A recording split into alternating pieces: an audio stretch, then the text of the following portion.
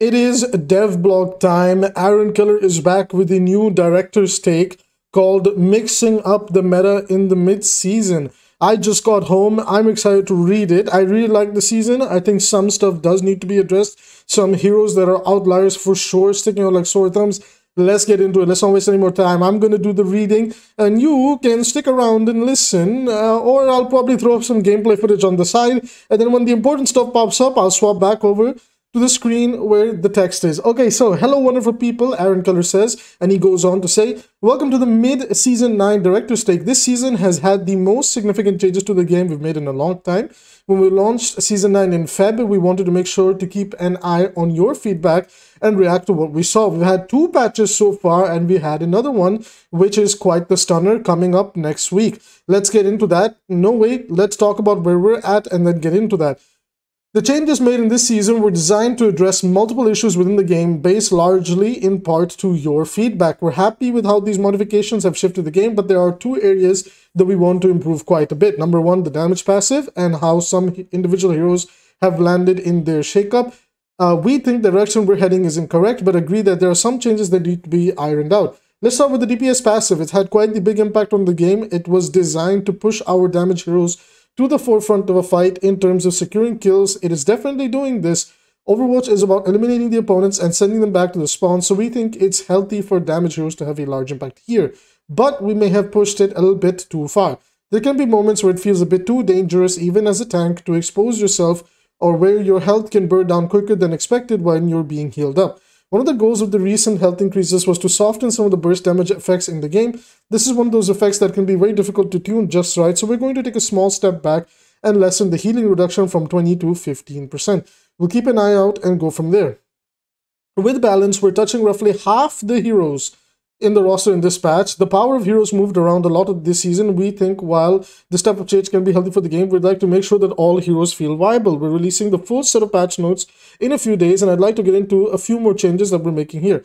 On the support side of things, here we go guys, so now I'm going to bring up the screen and you can have a look at this. So on the support side of things, they're making, so he says we're making a significant buff to Ana's grenade.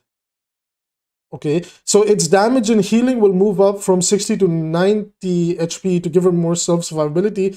Ana is an interesting hero, one of the most played in the entire game, so we're hoping that this adjustment brings her to a place where she feels viable but not dominant.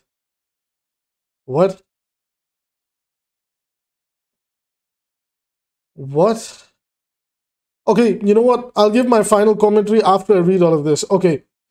We're also making a few adjustments to Life Weaver to help with his healing potential. Oh my god. Oh my god, they want to ruin their game. Why? Why are we always cursed with 2 weeks? Okay, granted, we went on for almost a month of fun. And now they're like, okay, yeah, well, let's just forget. Okay, calm down. Let me read. His maximum heal will increase from 70 to 80. With the maximum charge increasing from 1 to 1.1, from 1 second to 1.15 seconds. Yeah, that's a big difference. No, it's not. That's sarcasm. Along with the reduced damage roll passive, we think that him and Mercy will be more reliable moving forward. Doomfist and Mauga are 2 of the tanks getting a tune. Mauga. Why is Mauga getting a tune-up? And Doomfist is actually one of the best tanks in the game right now. Okay, let's read. Meteor Strike's minimum damage will increase from 15 to 50. Fine, that's okay.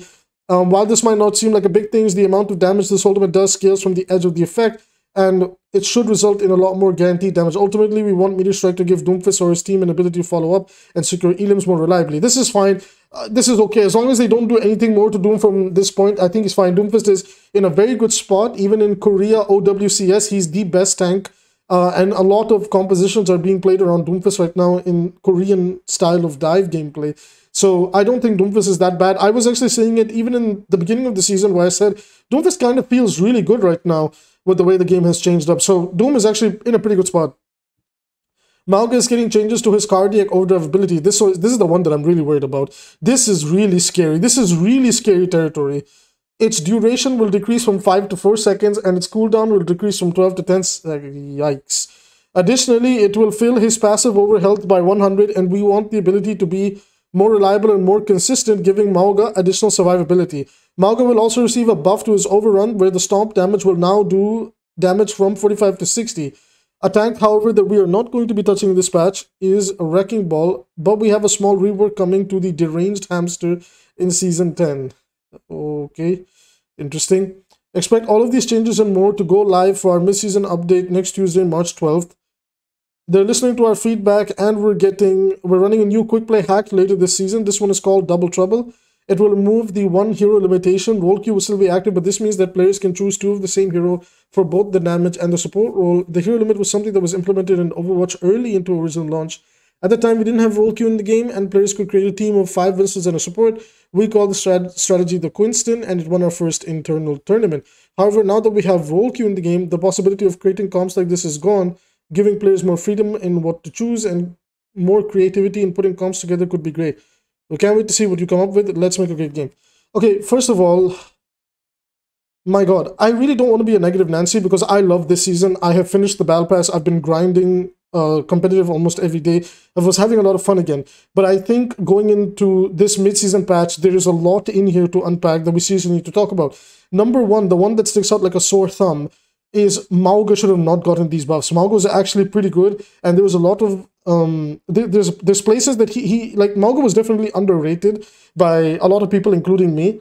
And turns out he's actually a pretty solid tank. He's a bit of a niche tank, but he's a solid tank. But to be fair, Mauga's entire gameplay loop revolves around just melting the other tank. So if Mauga begins to become more viable, the tank role as a whole feels worse. Right now, we are seeing some great diversity in the tank roles. Even if you watch OWCS, there's no meta tank. It's kind of map dependent, and everybody's playing a little bit here and there. Yes, counter picking is a problem in ranked and ladder and quickly, but it just is the side effects of 5v5. That's another topic for another day. However, I do think that Mauga, once he becomes a bit too viable, his ability to just like 1v1 any tank in the game is too toxic to have. And the fact that they're kind of leaning into giving him more survivability, I don't know how to feel about this. Another thing that I don't know how to feel about, if I scroll up real quick, is Lifeweaver's healing change. Now, there's something that I definitely want to address over here. Like, on paper, these changes don't seem crazy because they're meant to kind of work against the DPS passive. Like, a lot of the balance changes from now on will also take into account that, okay, but what if the DPS passive was online? So what if the DPS passive is online? If the DPS passive is online, Lifeweaver's healing doesn't seem that oppressive, or Mauga's HP recovery or his overhealth doesn't seem that bad. I don't know if that affects it or not. Regardless, my point basically is that this is not the way to go, because if you are playing slower, if you are playing more careful, you still kind of just, you know, heel crap the game. And we also know that these are not all the changes. I'm not going to lie, I'm actually really worried because we have had a very fun season and not much had to be done. I do agree that the DPS passive needed a nerf, but I would rather that we nerf the DPS passive and looked at the sore thumbs that stuck out that were clearly the biggest losers. So things like Illari getting a buff, Reinhardt getting a buff, okay, maybe Mercy getting a bit of a tune-up, Lifeweaver getting a bit of a tune-up, but that's about it. I really didn't want a big mega patch in the mid-season to completely shake things up, but the fact that one of those big shakeups does kind of look like Mauga is going to be even tankier, yeah, I'm sorry, I really don't know how to feel about this. Again, this is limited patch notes. We don't have everything just yet, but from what we are seeing currently, it really seems like they are contradicting themselves by saying things like, yeah, we want things to die, but now we're going to nerf the DPS passive and we're going to increase Ana's healing from her nade. We're going to increase the life that Mauga steals. We're going to increase the healing on Lifeweaver. And I'm sorry, but there is contradiction in design over here. Even if these changes are being made with the DPS passive being online, let's just imagine there's a team fight where the DPS passive isn't coming online as frequently or whatever the case might be. In those team fights, the impact of these support players, support heroes is going to be felt. I don't know what the meta is going to shape up to look like, but one thing I do know is this does not look good. This really does not look good. I want to hear your guys' thoughts in the comment sections down below. I really think Overwatch had a golden goose season again, and this is where they make some changes that they don't necessarily need to make, and their philosophy of every hero needs to be viable is just not going to work. I don't know, guys. What are your thoughts? Leave them in the comment below, and as always, to support the channel for free, subscribe and like the video helps a lot, and I will see you in the next one.